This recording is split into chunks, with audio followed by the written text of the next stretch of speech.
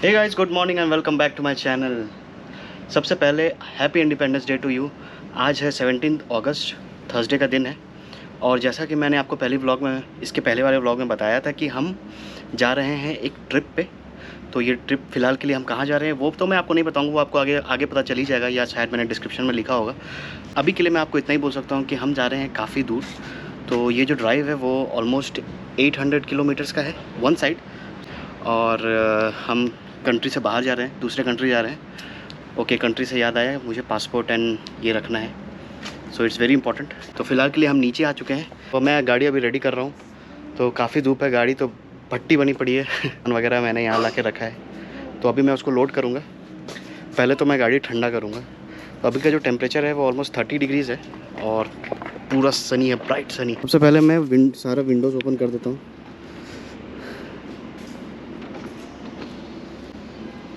तो ये window open कर दिया और मैं डिक्की भी ओपन कर दे रहा हूँ ताकि अच्छे से वेंटिलेशन हो जाए।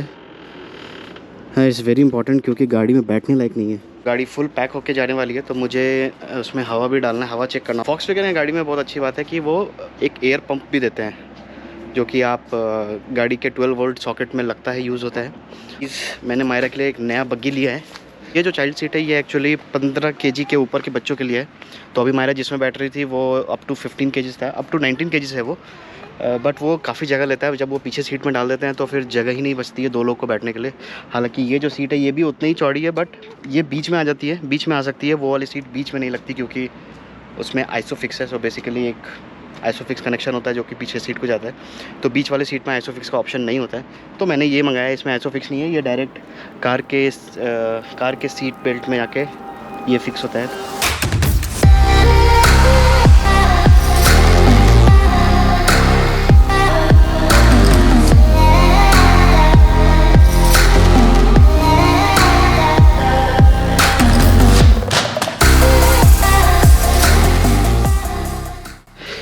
तो एक एक करके सारा सामान रख दिया मैंने।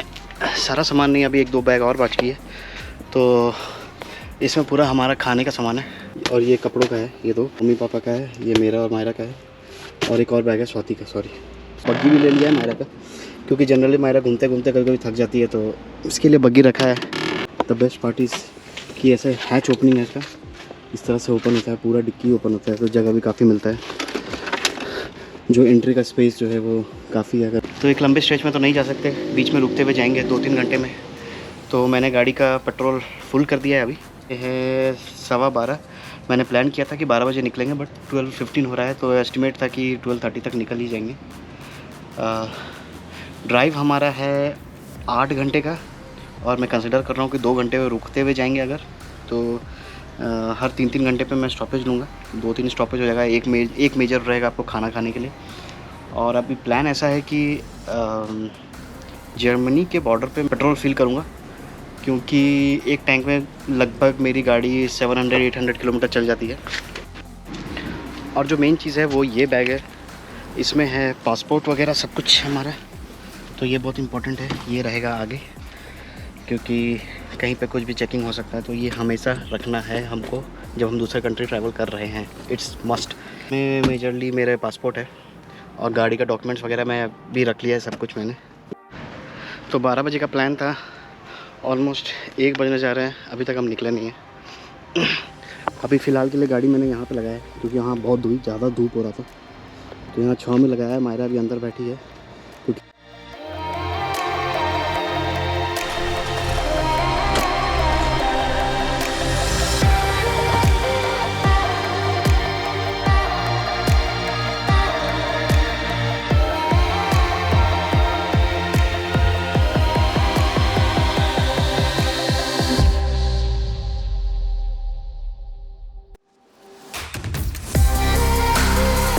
तो हमारी ट्रिप स्टार्ट हो चुकी है। तकरीबन हम 1:15 के आसपास निकले।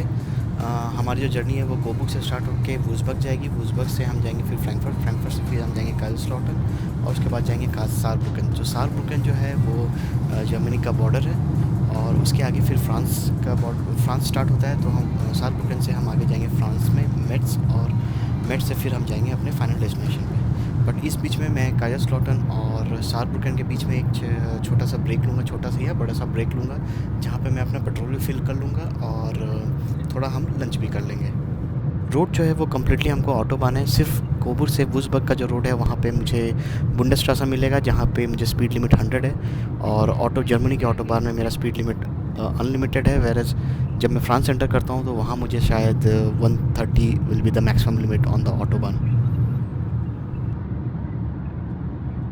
तो मेरी नज़र अभी जस्ट ये टेम्परेचर पे गई है। मुझे ऐसा लग रहा है कि ये टेम्परेचर थोड़ा ज़्यादा है, 120 के आसपास आया हुआ है। वैसे तो गर्मी बहुत ज़्यादा है, तो मैं सोच रहा हूँ एक छोटा सा ब्रेक ले लूँ यहाँ पे, और तब तक मैं इंजन भी थोड़ा ठंडा हो जाएगा। अभी हम 350 किलोमीटर तक आ चुके हैं। तकरीबन 4 घंटे हो गए, 350 किलोमीटर हम आए हैं। तो अभी हम आए काइजरस्लॉटन के पास, और मैंने इस ब्रेक इसलिए लिया क्योंकि थोड़ा सा गाड़ी हीट हो रहा था। तो ऑलमोस्ट 4 आवर्स से मैं चला रहा हूँ, 360 किलोमीटर्स आ गया हूँ। यहाँ से जो जर्मनी का बॉर्डर है 55 to 40 किलोमीटर्स होगा। उसके बाद हम एंटर करेंगे फ्रांस। सो मैं आपको बता दूँ, हम फ्रांस जा रहे हैं। फ्रांस में कहाँ जा रहे हैं वो आपको आगे पता चलेगा। तो मैं पेट्रोल भी टॉप अप कर लूँगा अभी।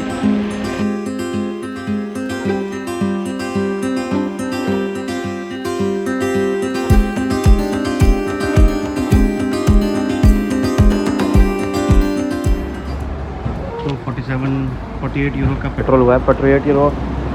48 यूरो तकरीबन इंडिया का हो गया 4500 रुपीज़। 4500 का 25 लीटर का पेट्रोल अभी डाला है मैंने। तो चलो भाई, पेमेंट हो गया 4500 रुपये इंडिया के लगभग। तो अभी फटाफट यहाँ से निकलेंगे। अभी और 4 घंटे का ड्राइव है हमको आगे। गाड़ी का इंजन अभी ठंडा हो चुका है, तो अभी कोई दिक्कत नहीं होगी। हो सकता है नेक्स्ट 2 आवर्स में हम वापस से एक स्टॉप लें। So finally we are entering France. तो तकरीबन 400 किलोमीटर हम आ चुके हैं। मेरे राइट साइड में आप देखेंगे ये फ्रांस का बॉर्डर है। यहाँ से फ्रांस का एरिया स्टार्ट होता है। मेरे लेफ़्ट साइड में पुलिस है, और ये जो कंप्लीट एरिया है ये पूरा बॉर्डर का ही एरिया है। यहाँ पे जो स्पीड लिमिट है वो ऑलमोस्ट 50 है, क्योंकि हम 130 से आ रहे हैं और अचानक से 50, तो हमको ये स्पीड काफ़ी कम लग रहा था। बट बॉर्डर कंट्रोल के लिए उन्होंने ये 50 रखा है यहाँ पे। बट आप जैसे जैसे अंदर जाते जाएंगे फ्रांस की तरफ, तो आपका स्पीड लिमिट बढ़ता जाएगा 90, 110 एंड देन 130। लेकिन जो 130 है वो मैक्सिमम स्पीड है वहाँ के ऑटोबान का, उससे आगे आप नहीं जा सकते। तो 10-15 किलोमीटर चलने के बाद आ चुका है हमारा पहला पड़ाव। तो ये जो है ये है टोल, फ्रांस का जो टोल है। तो यहाँ जो मुझे ऑप्शन दिखे हैं वो कार्ड, कैश के हैं, और मैं किसी को भी चूज़ कर सकता हूँ। फ़िलहाल तो मैं शायद कार्ड करूँगा, क्योंकि कैश में बचा के रखूँगा। और बाइक्स के लिए अलग है, कार के लिए अलग है, और ट्रक एंड बसेस के लिए अलग है। तो मैं कार्ड के लिए चूज़ करूँगा। देखता हूँ यहाँ का सिस्टम कैसा है पहले तो।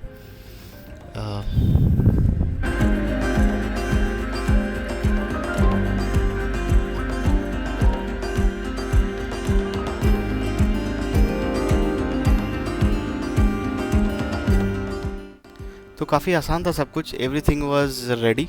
सिर्फ आपको ये कार्ड सटाना है। वहाँ पे वायरलेस है, वायरलेस सिस्टम है।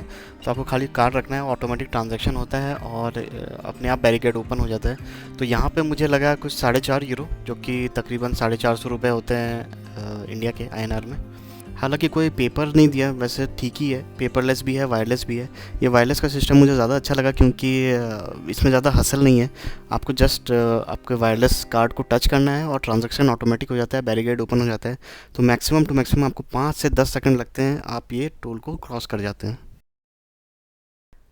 तो ये दूसरा टोल टैक्स आ गया है तकरीबन, और 5 किलोमीटर चलने के बाद, 5 या 10 किलोमीटर चले होंगे हम। एक चीज़ जो मुझे अच्छा नहीं लगा यहाँ पे कि ये काफ़ी कंजेस्टेड है, साइड से आपका हाथ बहुत ज़्यादा रीच नहीं हो पाता है। तो ये थोड़ी छोटे लोगों के लिए कंसर्न वाली बात है। वैसे उसको थोड़ा और आगे बना सकते थे, बट एनीवेज़ यहाँ पे मुझे कुछ पे नहीं करना पड़ा। यहाँ पे मुझे एक कार्ड मिला है, शायद जब मैं यहाँ से एग्ज़िट करूँगा इस रोड से, तो मुझे इसको पे करने का रहेगा। तो फ़िलहाल तो हम इस हाईवे में जाएंगे। ये हाईवे काफ़ी लंबा रहेगा। तो ये जो हाईवे है ये है A4, और ये जो हाईवे है जहाँ से हम फ्रांस एंटर किए हैं, ये कंटिन्यू हमारे डेस्टिनेशन तक जाएगा, जो कि और तकरीबन 380 किलोमीटर के आसपास है।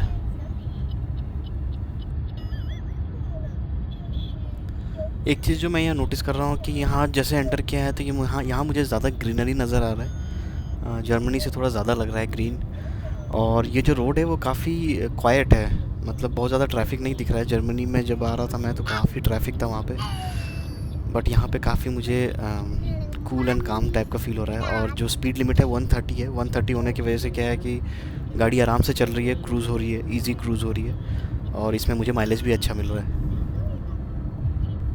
हालांकि रोड रूल्स लोग कम फॉलो करते हैं एज़ पर जर्मनी। इंडिकेटर बिना दिखाए वो अंदर आ गए, तो एंटर करते ही एक दो तीन सर्कमस्टेंसेस ऐसा आया कि जहाँ पे एक एक्सीडेंट हो सकता था, but it was easy avoidable. 2-5 minute लगा मुझे समझने को।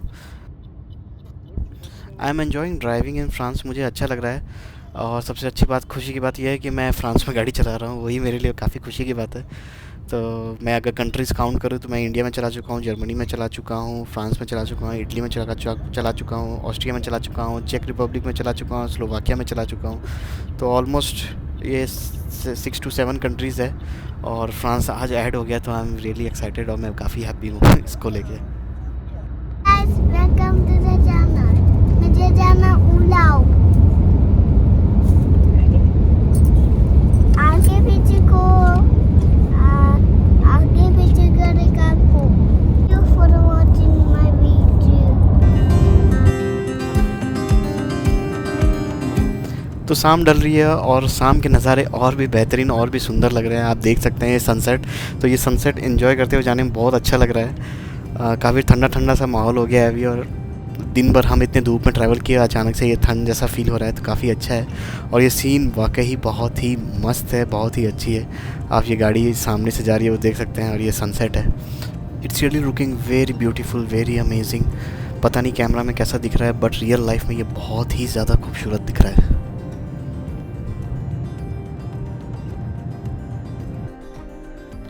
तो कॉन्स्टेंटली मैं ये गाड़ी का टेम्परेचर जो है वो नोट डाउन करते आ रहा हूँ। गाड़ी का जो टेम्परेचर वो कभी 120 के ऊपर गया ही नहीं, तो मैं खामखा इतना परेशान हो रहा था। एक्चुअली वो नॉमिनल है, और अभी जैसे धूप ढल गई है, थोड़ा शाम हो गया है, तो फिर टेम्परेचर और गिर गया है जब ठंडी ठंडी हवा शुरू हुई है, तो ये और नीचे हो गया ऑलमोस्ट। तो इट्स नॉर्मल। एक और छोटा सा ब्रेक। अभी हम रुके हैं एक पेट्रोल पंप पे। तो यहाँ पे पेट्रोल महंगा है। अच्छा हुआ मैंने जर्मनी छोड़ते समय डलवा लिया था। तो जर्मनी में था 1.85 €1.85, मतलब 160 रुपये पर लीटर। और यहाँ पे 2 यूरोज़ है, तो विच मीन्स 180 रुपीज़ 190 रुपीज़। और 1 घंटे हैं, थकावट इतनी नहीं है, बट अब लग रहा है कि जल्दी पहुँच जाए, क्योंकि 8-9 घंटे से गाड़ी चला रहा हूँ, तो लग रहा है अब जल्दी पहुँच जाए। तो इस गाड़ी से मैं पहली बार ना लंबा ड्राइव किया है मैंने। तो जनरली 400-500 किलोमीटर पे हमारा रहता था डेस्टिनेशन, इस बार 800 किलोमीटर्स का है। तो अपनी गाड़ी से मैं पहली बार इतना लंबा आ रहा हूँ। तो मैं आपको बता दूँ, मैं जा रहा हूँ पेरिस। हमारा जो ट्रिप है वो आज स्टार्ट हुआ है, और मैं संडे को वापस आऊँगा। तो हम कल और परसों पेरिस में पूरा दिन बिताएंगे। ऑटोबान जो एक्सप्रेस वे है, वहाँ पे आपको स्पीड लिमिट है। हालांकि पूरा एक्सप्रेस वे खाली है, जितना ही भीड़ जर्मनी में था पूरा खाली है। यहाँ पे 130 का स्पीड लिमिट है। जर्मनी में अनलिमिटेड था, बट इतना ट्रैफिक था कि मैं 130-140 के ऊपर नहीं जा सका। एग्जैक्टली जो गूगल ने बताया, मैं उतने टाइम में ही आया हूँ।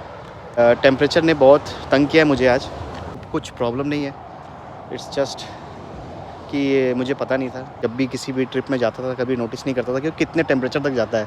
इस बार मैं 800 किलोमीटर जा रहा हूँ। आप बोलिए तो मैं लंबा जा रहा हूँ, तो मेरे दिमाग में ये चल रहा है कि इट्स टू मच। ये करके मैंने ब्रेक लिया।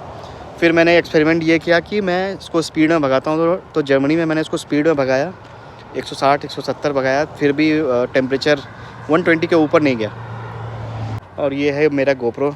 एक्चुअली यही मैं यूज़ कर रहा था सुबह से, बट ये डेड हो गया है।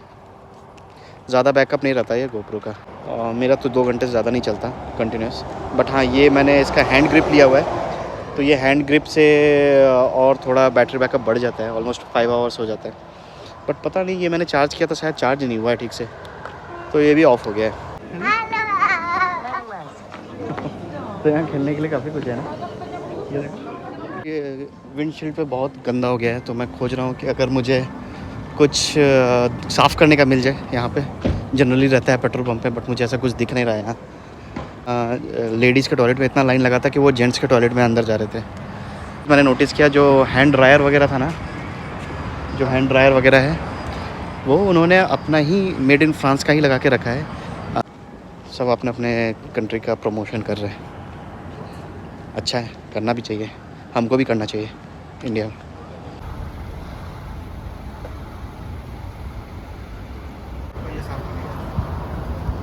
ये ये फोम है और इधर ब्रश है, ब्लेड है। साफ करो और फिर ऐसे वाइप कर दो। खुद की गाड़ी खुद ही साफ करनी पड़ती है। वाह, आपके पीछे का बैकग्राउंड इतना मस्त है ना, सुपर्ब है। ये बहुत अच्छा आ रहा है। चिको मजा आ रहा है। क्या खा रही है तुम? क्या खा रही है? लॉलीपॉप। लॉलीपॉप खा रही है। ओले, और नानी को मजा आ रहा है? नानू को कैसा मजा आ रहा है? पूरा मजा, मतलब देखो मजा ही मजा। पूरा ही मजा। तो ये टोल के एग्ज़िट में हम आ चुके हैं। यहाँ पता चलेगा मुझे कि कितना मुझे चार्ज हुआ है। तो यहाँ मैं देख सकता हूँ 25.8 मतलब ऑलमोस्ट 26 यूरोज़ चार्ज हुआ है। तो इस रोड में हम तकरीबन 200 से 220 किलोमीटर चले होंगे, जिसका मुझे 26 यूरो आया है। अगर INR में कन्वर्ट करूँ तो तकरीबन 2500 रुपये के आसपास। तो तकरीबन 9 घंटे चलने के बाद हम एंटर कर रहे हैं पेरिस। पेरिस एंटर करने से बहुत ही सुंदर लग रहा है। लाइट्स वाइट्स बहुत अच्छे दिख रहे हैं मुझे। काफ़ी अच्छा था। कॉम्प्लिकेटेड भी था तब चलाना, बट नेविगेशन की वजह से कुछ ऐसा सच प्रॉब्लम नहीं हुआ। Everything was smooth. तो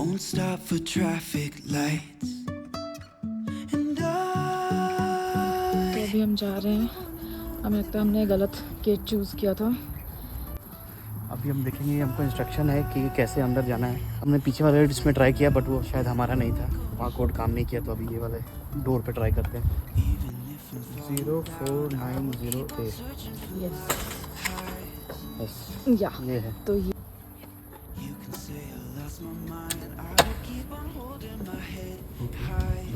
वाला जो है यहाँ पे कोड है जो इधर।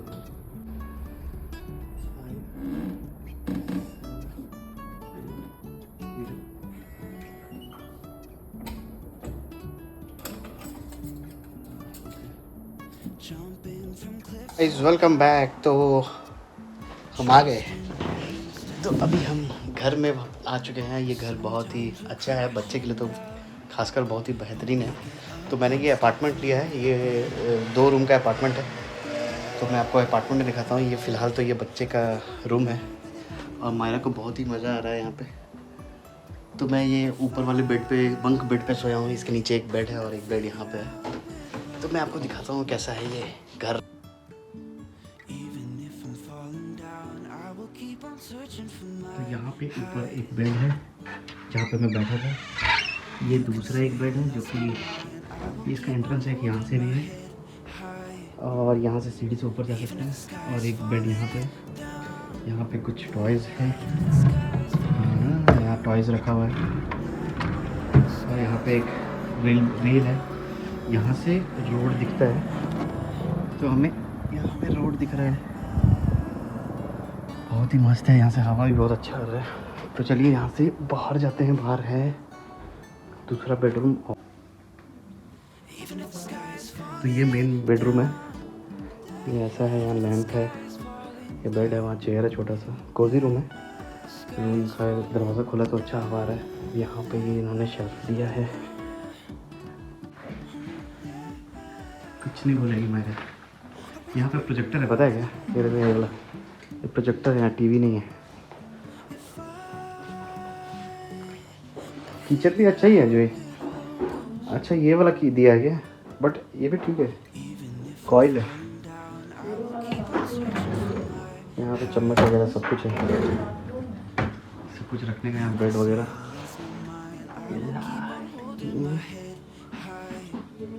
सारा ड्रॉवर है। क्या क्या है इसमें? सारा खाना वगैरह का है। अरे तेल भी है, वाह।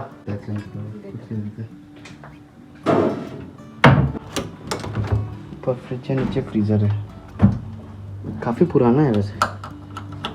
ये वॉशिंग मशीन भी है। अच्छा ये बाथरूम का यहाँ पे है क्या?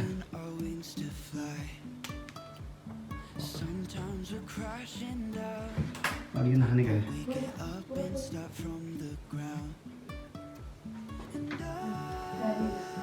तो किसी को फ़र्क पड़े ना पड़े, लेकिन मायरा बहुत ज़्यादा खुश है इस घर के साथ। हाँ, अरे वाह। तुम लोग क्या कर रही थी? दीदी को सुलाफन कराएंगे दीदी को? अरे वाह, मुझे सब अच्छा लगा बट ये ना लाइट्स का अरेंजमेंट अच्छा नहीं लगा मुझे। ये प्रोजेक्टर पे मेरा वीडियो चल रहा है। किचन में क्या कर रही है? चाय बना रही चाय हूँ, बना खाना। रही है। वो चाय बन रहा है, चाय की ज़रूरत है। बिना चाय के हम इंडियंस का गुजारा नहीं होता। यहाँ पे भी चाय का बहुत सारा कुछ दिया हुआ है। चाय कॉफ़ी एक लिया है। नहीं, चाय भी 80 वर्ष। चाय भी है और लिप्टन टी। तो वो ये होगा ना लेमन टी है क्या वो? नहीं, वो प्लेट्स वगैरह है, ग्लासेस वगैरह है। सिर्फ ग्लासेस या ग्लासेस में डालने के लिए कुछ है नहीं। आज का खाना तो हमारा हो जाएगा क्योंकि हमने घर से ही सब पैक करके लेके आया था। तो हम यहाँ पे गर्म कर रहे हैं खाना को। खानी यम्मी आलू की सब्जी और पूड़ी।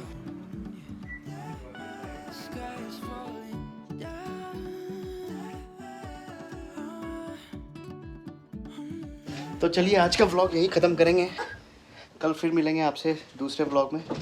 तो कल का प्लान ऐसा है कि आधे दिन के बाद हम निकलेंगे और सबसे पहले हम जाएंगे आईफल टावर और शायद से हम रिवर क्रूज़ भी कर सकते हैं। तो वो कल देखेंगे, कल कितने बजे निकलते हैं उस पर डिपेंड करता है। तो चलिए फिर अभी के लिए करते हैं बाय बाय। हम आपसे मिलते हैं फिर अगले व्लॉग में। Then see you, bye bye, Bye. See you.